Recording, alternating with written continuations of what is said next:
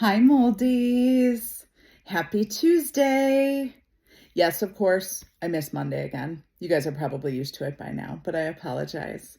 So I also apologize for looking a bit haggard. So I am going to continue on with chapter 3 of my oxalate dilemma and drama for all of you moldies out there suffering from mold and other things that frighten and paralyze your immune system. So I had a vent where Sunday, I don't even remember what we ate. Obviously, Hubs and I are on a low oxalate diet. We're not ridiculous about it. I would consider it carnivore light. So we do meat. We have added it back in dairy.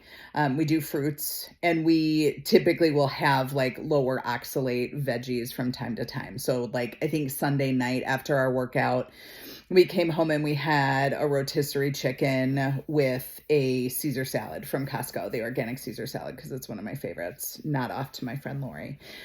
So just a quick dinner because we did a really good workout. It was actually one of our first gym workouts because obviously in Cancun, we were doing a lot of outside stuff, walking, doing things more in nature because the building where we were at, the gym was incredibly moldy. So we didn't feel comfortable being in there, even though it was a relatively new building. So Sunday was our first time back at the gym. Obviously, we concentrate on core because Hubs and I both have kind of difficult backs. He had an injury as a young guy, like in his 20s. And ever since then has had issues. He's had surgery for spinal tumors, and I have a spondylolisthesis. So I always have back stuff. If I'm going to have something flare, it's going to happen in my back. And it's really random. And all of you guys who have ever had a herniated disc kind of know about this. But we had a great workout. We did some chest, we did weights, we did abs, and we did cardio and did sauna. Went home, like I said, had a relatively low oxalate meal.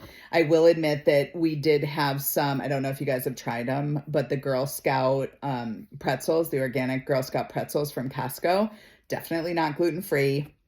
I did have like a handful of those.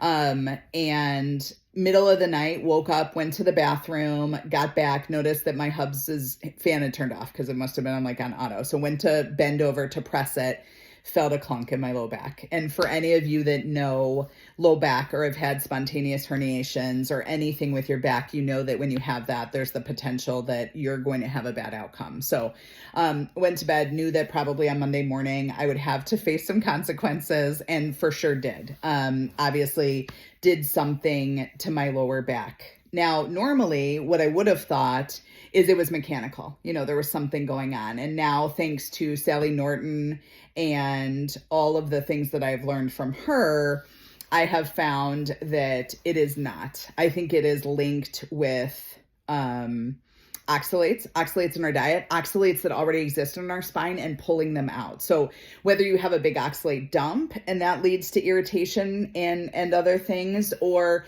if there's oxalates that concentrate at your origin of injury, because I did have an injury. I'm a DO, so I do osteopathic manipulation. Always had low back stuff, but definitely got worse with obviously teaching my co-students on me. I always had an upslip. I always had something going on with my sacrum. Now, I didn't know if I had a spondy back then. I probably did. I was overtraining. I lost a bunch of weight in med school, and then obviously went into overtraining with training for Ironman, down the road. So I've always done a lot of overtraining, but definitely my low back, my sacrum, my SI joint, always my area. Oxalates concentrate in areas of strain, stress, and problems. So you get the double whammy because you have the whammy of the mold secreting oxalates to paralyze the immune system, and then we're bringing them in from our diet.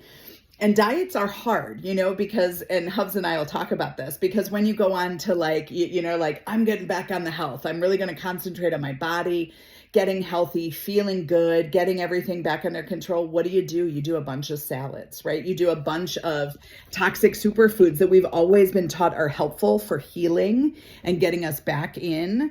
Like my Hubs, after he used to have procedures, he would like juice with spinach and celery. Well, those are all super high oxalates. And what they've shown is those areas of inflammation, those areas that are already under stress, are going to attract the oxalates, and they're going to settle there and crystallize. And I don't know if any of you guys have felt this, but you'll have good days and bad days. It'll be like you'll be fine, you'll be going along doing all the same things, eating all the same foods, and bam, then you'll have a flare. Oxalates do that. They precipitate out kind of on their own timeline.